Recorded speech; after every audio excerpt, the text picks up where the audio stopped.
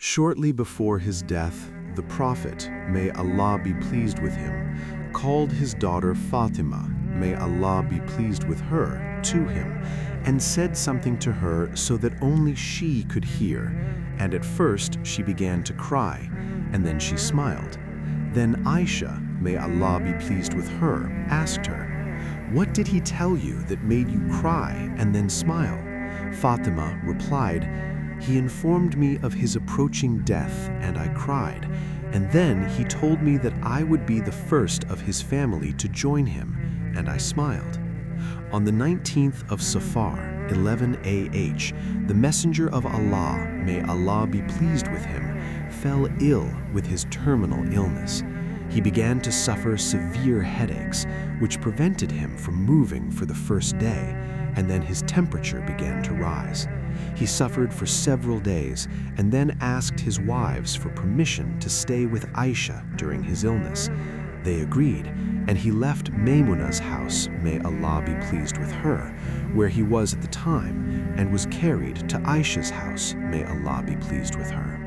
He ordered Abu Bakr to lead the people in prayer.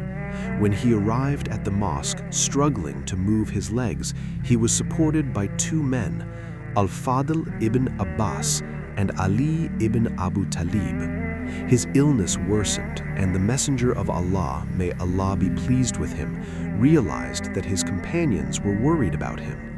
Aisha, may Allah be pleased with her, narrated that when the Messenger of Allah, may Allah be pleased with her, entered his house, his suffering had increased even more. He said, "Pour water from 7 waterskins whose straps have not yet been untied over me, so that perhaps I may be able to advise the people." Al-Bukhari. Aisha said, "So they seated him in a copper basin that belonged to the Messenger of Allah's Hafsa, his wife. Then we began pouring water from these waterskins over him until he began to signal to us that it was time to stop. Coming out to the people, the Messenger of Allah, may Allah be pleased with him, prayed and then addressed them. His head was bandaged. He sat on the minbar. He began by praying for those killed in the Battle of Uhud and asking forgiveness for them, and then said, 'Indeed, Allah gave one of his slaves a choice between this world and what is with him, and he chose what is with Allah.'" Hearing these words, Abu Bakr wept, for he realized that the Messenger of Allah was referring to himself, and said, "May our fathers and mothers be sacrificed for you."